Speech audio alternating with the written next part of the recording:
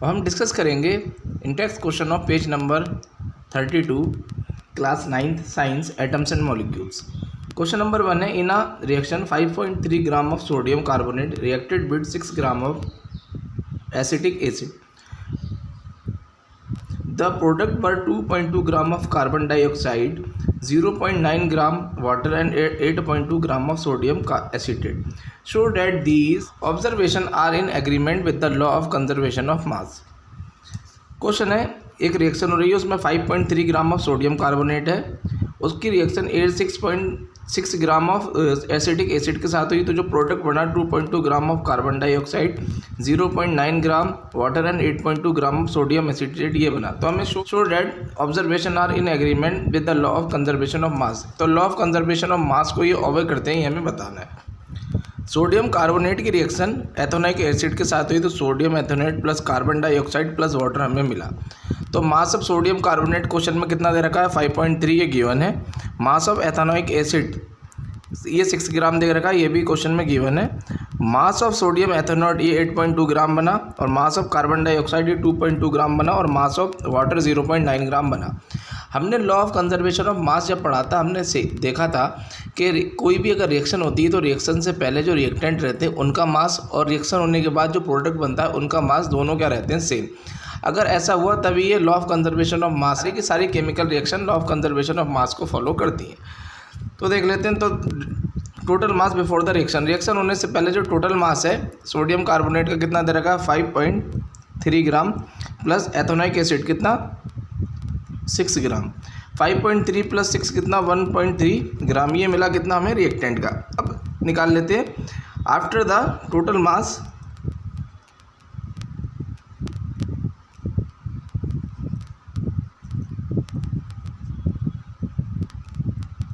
After the reaction के बाद total mass कितना है, तो सोडियम एथेनोइड बना, सोडियम एथेनोइड कितना हमारा 8.2 प्लस कार्बन डाइऑक्साइड बना, कार्बन डाइऑक्साइड कितना हमारा 2.2 प्लस वाटर बना, वाटर कितना बना हमारा 0.9 ग्राम।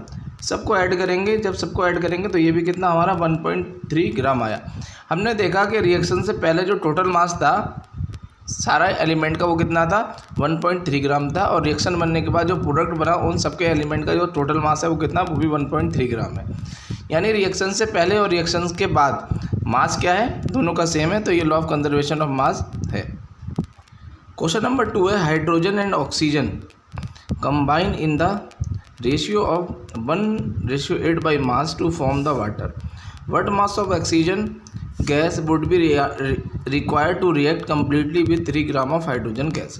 क्वेश्चन है, हाइड्रोजन और ऑक्सीजन का जो कंबाइन रेशियो रहता है कितना, 1:8 रहता है। के लिए जो रेशियो रहता है इनके एलिमेंट का वो कितना रहता है, 1:8 रहता है। अगर हमें रिएक्शन कराना है, मास ले लें, कितना मास हमें ऑक्सीजन का चाहिए, अगर हमने 3 ग्राम ऑफ हाइड्रोजन ले रखा है इस क्वेश्चन के अंदर। H2O का जो मास का रेशियो कितना, 1:8 है, यानी 1:8 होगा तभी क्या हमारा वाटर बनेगा। अब उसने बोला कि हाइड्रोजन का बनेगा, तो 1:8 है, 3 ग्राम बोला, यानी यहाँ उसने 3 हाइड्रोजन कर रखा, तो इसकी मल्टीप्लाई 1 से कर रखी है, 3 से कर रखी है। ऐसे रेशियो इसकी मल्टीप्लाई भी किससे कर देंगे, 3 से। तो ये कितना है, 3, ये कितना 24। यानी अगर उसे वाटर बनाना है तो 3 ग्राम ऑफ हाइड्रोजन ले रखा है तो उसे 24 ग्राम ऑफ ऑक्सीजन लेना पड़ेगा। तो ये सॉल्यूशन हमारा क्वेश्चन नंबर 2 का। क्वेश्चन 3 है, which postulate of Dalton's atomic theory is the result of the law of conservation of mass. Law of conservation of mass को डाल्टन का कौन सा postulate law of conservation of mass का result है, ये हमें बताना है। तो हमने देखे थे 5 पोस्टुलेट थे डाल्टन के। डाल्टन ने एक एटम के बारे में हमें बताया था, are indivisible particles which can neither be created nor be destroyed.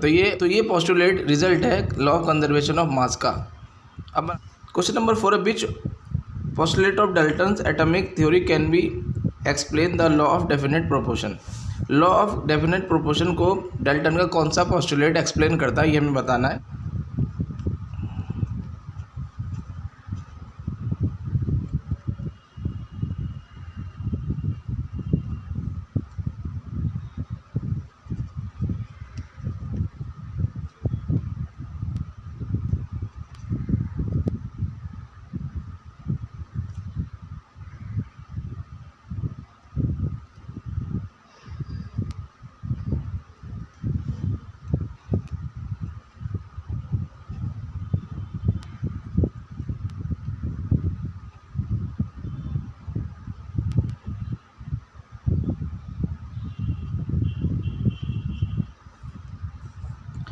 तो the relative number and kind of atom in a given compound remain constant. किसी भी रिएक्शन के अंदर जो एटम्स होते हैं नंबर रहता है वो फिक्स रहता है, कांस्टेंट रहता है। कैसे? जैसे हमने पहला वाला एग्जांपल लिया था, भी क्वेश्चन है हमारा कि H2O, इसके अंदर अगर हम देखें तो हाइड्रोजन का एटॉमिक मास कितना होता है 1, और ऑक्सीजन कितने हाइड्रोजन है 2 से मल्टीप्लाई करा, और ऑक्सीजन का एटॉमिक मास कितना होता है 16। तो ये कितना 2 रेशियो कितना 8 16, ये 2 से क्या कितना 1 टाइम, और ये कितना 16 गया 2 से 8 टाइम में कितने H2O की। तो वहाँ पर जो दोनों एलिमेंट का जो मास का रेशियो रहेगा वो क्या रहेगा, सेम रहेगा, फिक्स रहेगा, कितना 1:8। तो यही हमारा डाल्टन एटॉमिक थ्योरी का पोस्टुलेट नंबर लास्ट वाला 6 वाला यही बताता है कि the relative number and kind of atom in a given compound remain constant. जो रिलेटिव नंबर रहता है एक ही काइंड के एटम का किसी भी रिएक्शन के अंदर या किसी भी कंपाउंड के अंदर, वो क्या रहता है, कांस्टेंट रहता है, यानी उनका मास का रेशियो कांस्टेंट यानी फिक्स रहता है। ये था हमारा question number 4।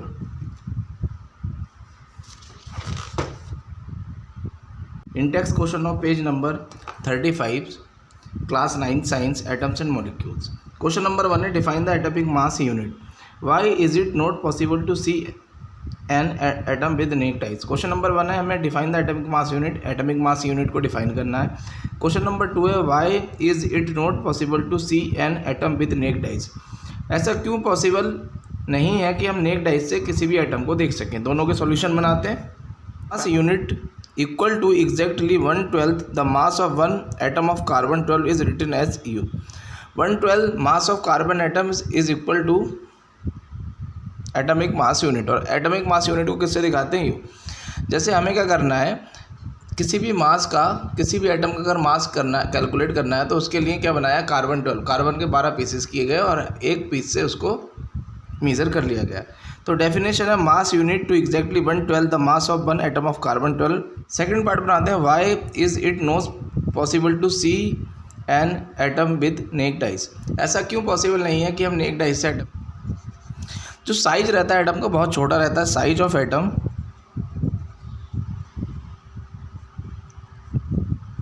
Is too small. This is because we are not able to see an atom with naked eyes. The radius of atom equal to 10⁻⁹ metre. जो साइज रहता है एटम का वो इतना छोटा होता है कि हम उसको नेक डाइस से नहीं देख सकते, क्योंकि जो एटम है उसका रेडियस कितना होता है 10⁻⁹ मीटर। तो इतना छोटा होता है, साइज ही इतना छोटा होता है कि हम उसको नेक डाइस से नहीं देख सकते। तो एटम को देखने के लिए एक स्पेशल टाइप के माइक्रोस्कोप की ज़रूरत पड़ती है, जिसको हमने डिस्कस किया था जब हमने थ्योरी में डिस्कशन किया था। नाम था STM, स्कैनिंग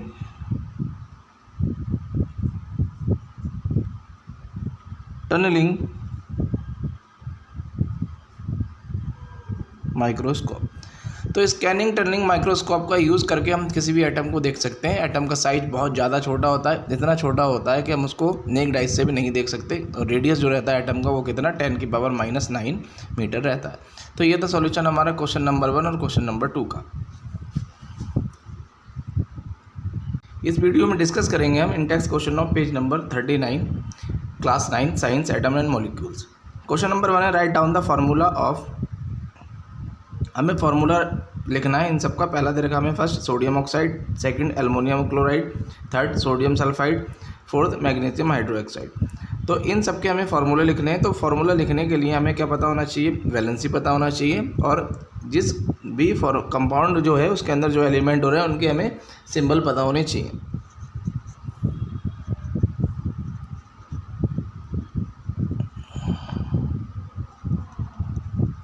तो पहला हमारा सोडियम ऑक्साइड, ये है Na से, इसका सिंबल है Na, और ऑक्साइड मतलब ऑक्सीजन, इसका O।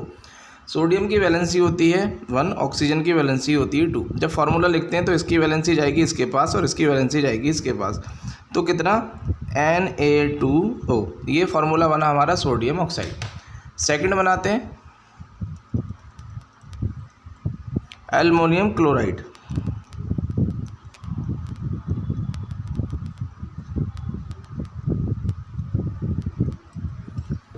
एल्युमिनियम क्लोराइड में एल्युमिनियम का सिंबल होता है Al, क्लोराइड यानी क्लोरीन का सिंबल होता है Cl। एल्युमिनियम की वैलेंसी होती है कितना 3 और क्लोरीन की वैलेंसी होती है 1। ये जाएगा इसके पास और ये जाएगा इसके पास, तो फार्मूला कितना बनेगा AlCl3। ये फार्मूला बना किसका, एल्युमिनियम क्लोराइड का। थर्ड बनाते हैं सोडियम सल्फाइड।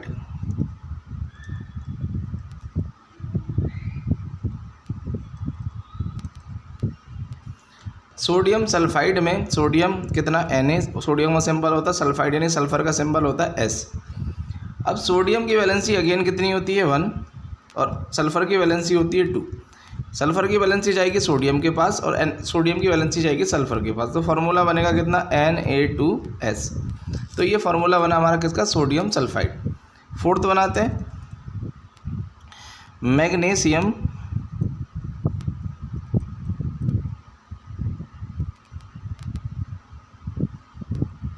हाइड्रोक्साइड।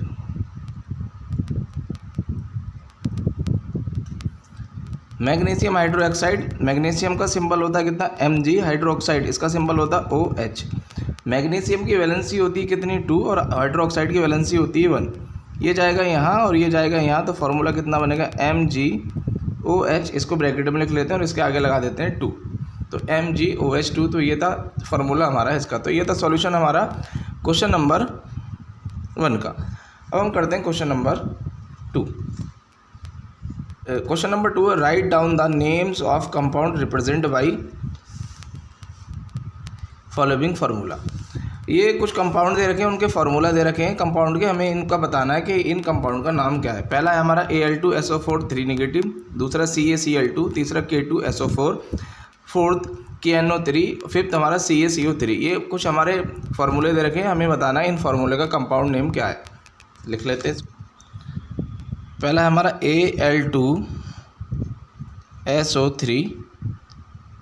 SO4 3। इसका जो नाम होता है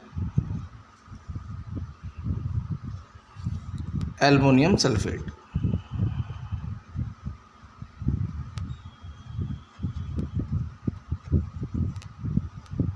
एल्युमिनियम सल्फेट। सेकंड बनाते हैं CaCl2। CaCl2 होता है हमारा कैल्शियम क्लोराइड।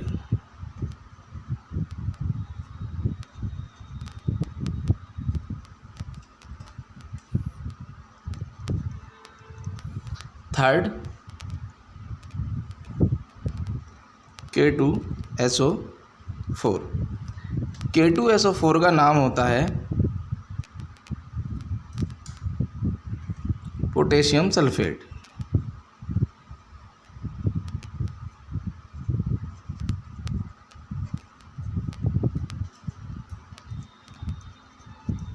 Fourth KNO3।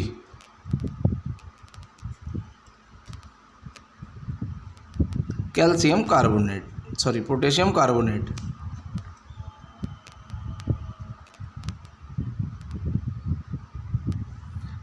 ये हमारा कितना पोटेशियम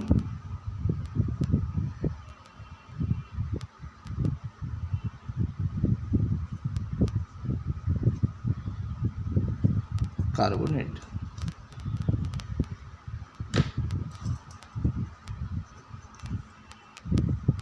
फिफ्थ CaCO3, तो कैल्शियम कार्बोनेट।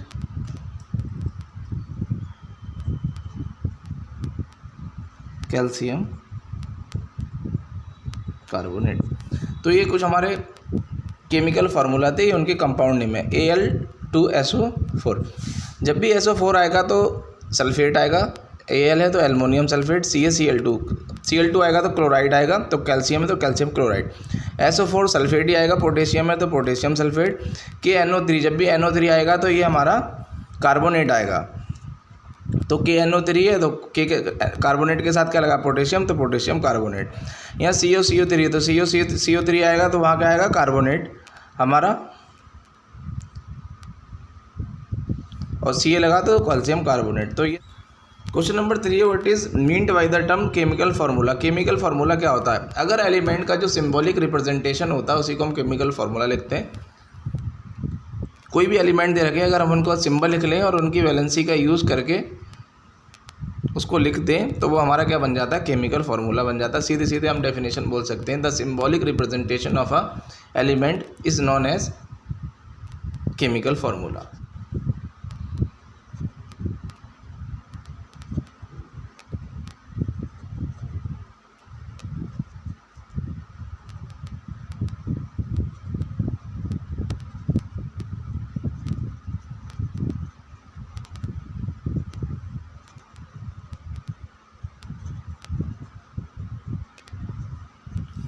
किसी भी कंपाउंड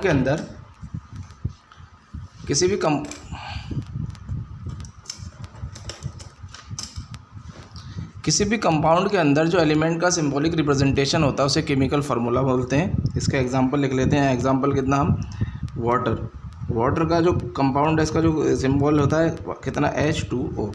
तो the symbolic representation of elements in a compound is known as chemical formula. किसी भी कंपाउंड के अंदर जो एलिमेंट का सिंबॉलिक रिप्रेजेंटेशन रहता है उसी को हम केमिकल फार्मूला। नंबर 4 है how many atoms are present in H2S molecule and PO4 3 negative ion.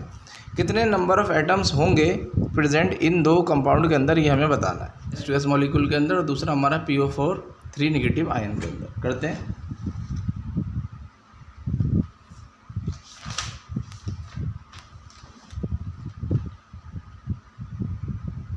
Hydrogen के कितने आइटम है? 2 और प्लस सल्फर कितना का आइटम है? 1। तो टोटल कितने मिले? 3 items.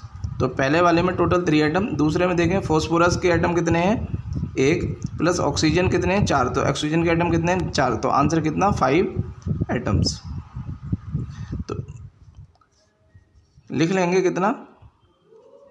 Hydrogen equal to 2 items और सल्फर इक्वल टू कितना? 1 आइटम्स। ये पहले का आंसर है। दूसरे में फॉस्फोरस इक्वल टू कितना? 1 आइटम और ऑक्सीजन इक्वल टू कितना? 4 आइटम्स। इनको ऐड कर लेंगे और आंसर हमें मिल जाएगा। इस वीडियो में हम डिस्कस करेंगे in text question of page number 40 atoms and molecule class 9। Question number 1 है calculate the molecular masses of H2O2 Cl2 CO2 CH4 C2H6 C2H4 NH3 CH3 COH। Question number 1 में हमें इनका सबका मॉलिक्यूलर मास निकालना है। Question number 2 है calculate the formula unit masses. इसमें हमें इसका फार्मूला यूनिट मास निकालना है। Given atomic mass of Zn का दे रखा 65, सोडियम का 23, पोटेशियम का 39, कार्बन का 12 एंड ऑक्सीजन का 16। इनका यूज़ करके निकाल लेते हैं। H2O2 Cl2 CO2 CH4 C2H6 C2H4 NH3 CH3OH। इन सब का हमें क्या निकालना है? मॉलिक्यूलर मास निकालना है। हाइड्रोजन का मॉलिक्यूलर मास कितना? हाइड्रोजन का एटॉमिक मास कितना होता है? 1। कितने हाइड्रोजन है? 200 मल्टीप्लाई करें तो कितना? 2U। ऑक्सीजन का एटॉमिक मास कितना होता है? 16। कितने ऑक्सीजन है? तो मल्टीप्लाई करा तो कितना? 32U। Cl2 क्लोरीन का एटॉमिक मास कितना होता है?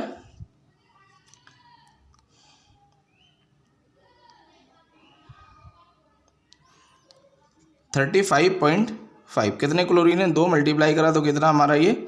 71। कार्बन का एटॉमिक मास होता है 12 प्लस ऑक्सीजन का कितना? 16। कितने ऑक्सीजन है? 2। तो करेंगे कितना? 12 प्लस कितना? 32 इक्वल टू कितना? 44। Next carbon CH4। कार्बन का एटॉमिक मास 12 प्लस हाइड्रोजन का कितना? 1। कितने हाइड्रोजन है? 4। तो ये कितना? 12 प्लस कितना? 4 इक्वल टू कितना? 16U। सबके साथ U लगा देता हूँ मैं इधर। सॉरी मॉलिक्यूलर मास पूछ रहा है तो ग्राम आएगा, सबके साथ ग्राम लगेगा। ग्राम। C2H6 कार्बन का एटॉमिक मास होता है 12। 2 कार्बन है 2 से मल्टीप्लाई करेंगे प्लस हाइड्रोजन का एटॉमिक मास होता है 1। 6 हाइड्रोजन है तो 6 से मल्टीप्लाई करेंगे। 12 2 जा कितना? 24 प्लस 6 1 जा 6 तो 30 ग्राम। C2H6 दो कार्बन है 12 into 2 plus hydrogen 1 into 4 carbon 4 hydrogen है 4, तो 24 प्लस 4 इक्वल टू कितना 28 ग्राम। NH3 सोडियम का होता है 23 प्लस हाइड्रोजन का 1, हाइड्रोजन है 3, तो 3 से मल्टीप्लाई करेंगे तो 23 प्लस 3 इक्वल टू कितना 26 ग्राम। CH3OH कार्बन का 12, हाइड्रोजन का 1, 3 हाइड्रोजन है 3 से मल्टीप्लाई करेंगे प्लस ऑक्सीजन का 16 प्लस हाइड्रोजन का 1, सबको ऐड कर लेंगे तो कितना 12 प्लस 1 इंटू 3 3 प्लस कितना 16 और प्लस 1, तो ये कितना 16 17 और 3 30 42, तो इसका एटॉमिक मॉलिक्यूलर मास कितना मिला 42 ग्राम। तो ये हमारे क्वेश्चन थे और इन सब का ये मॉलिक्यूलर मास हमने निकाल लिया। क्वेश्चन नंबर 2 के अंदर हमें फार्मूला यूनिट मास निकालना है। पहला है हमारा ZnO, Na2O, K2CO3, zinc oxide, sodium oxide, potassium carbonate, इन तीन के हमें फार्मूला मास निकालना है, फार्मूला यूनिट मास। जिंक का एटॉमिक मास होता है 65 प्लस ऑक्सीजन का होता है 16, दोनों को ऐड करेंगे तो 11 7 71। सोडियम का एटॉमिक मास होता है 23, दो सोडियम में 2 से मल्टीप्लाई करेंगे प्लस ऑक्सीजन का कितना 16, दोनों ऐड करेंगे तो कितना 46 प्लस कितना 16 2 662। अगेन पोटेशियम का कितना होता है, पोटेशियम का एटॉमिक मास होता है 39 इंटू 2 पोटेशियम प्लस कार्बन का होता है 12 प्लस ऑक्सीजन का होता है 16 इंटू 3 ऑक्सीजन है, 3 से मल्टीप्लाई कर दी तो 39 इंटू 2 18 78 प्लस कितना 12 प्लस 48 प्लस कर लेते हैं ये 60 138 ग्राम। तो ये थे हमारे कुछ formula unit mass.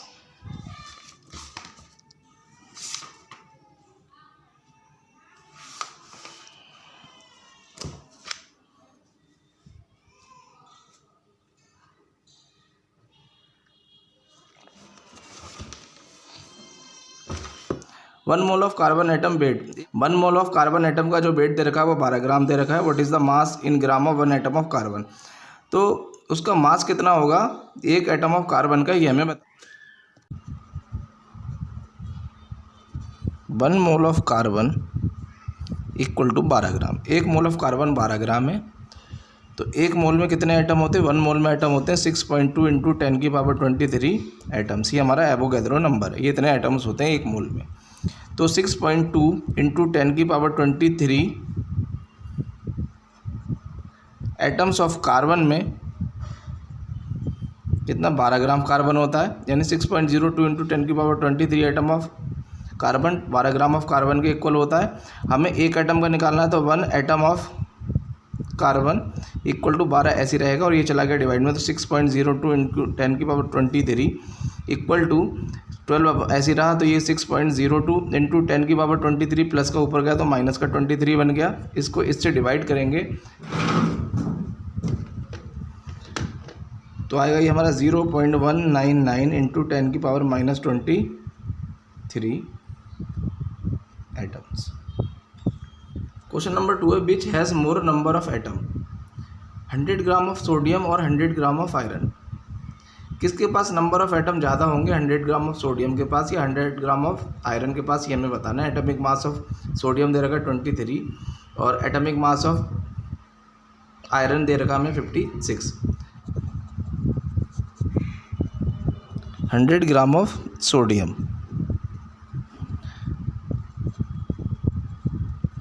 Atomic mass of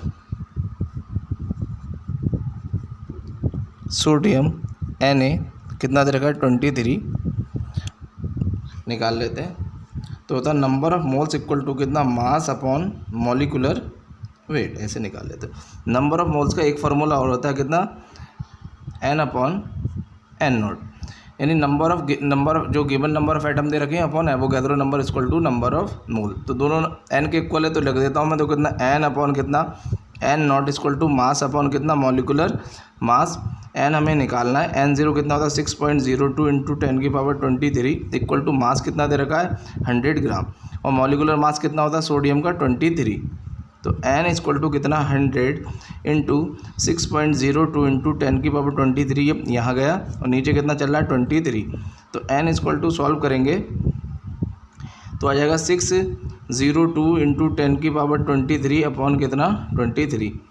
602 को 23 से काटेंगे तो ये आएगा हमारा n equal to 2.61 into 10⁻24 atoms. तो इतने नंबर ऑफ एटम्स हमारे होंगे। अब दूसरे वाले का सॉल्यूशन बनाते हैं। ये आया 2.61 into 10⁻24। Again 100 gram of iron दे रखा है, सिंबल होता है Fe, ये दे रखा है हमें 100 ग्राम ऑफ आयरन, मास इसका, और एटॉमिक मास होता है Fe इक्वल टू कितना, एटॉमिक मास हमें गिवन दे रखा है कितना 56 EU लगा लेते हैं। तो n इक्वल टू कितना n नॉट इक्वल टू कितना मास अपॉन कितना मॉलिकुलर मास, n हमें निकालना है, ये कितना हमारा 6.02 इंटू 10⁻23 इक्वल टू मास कितना दे रखा है 100 ग्राम और नीचे मॉलिकुलर मास कितना एटॉमिक मास कितना 56। सॉल्व कर लेते हैं इसको। तो n इक्वल टू कितना 100 इंटू कितना 6.02 इंटू 10⁻23 अपॉन कितना चल रहा है 56। 100 2 पॉइंट खत्म कर देगा ऊपर की तरह, तो ये कितना 602 इंटू 10⁻23 नीचे कितना चल रहा है 56। इसको डिवाइड करेंगे तो n इक्वल टू कितना सॉल्व करके आएगा हमारा 1.07 इंटू 10⁻24। तो ऊपर हमारा कितना आया 2.61 इंटू 10⁻24 और नीचे कितना है हमारा 1.07 इंटू 10⁻24 एटम्स लिख लेते हैं। एटम्स ये तो किसका ज़्यादा है, सोडियम का ज़्यादा है। तो सीधे सीधे हम लिख सकते हैं sodium has more number of atom.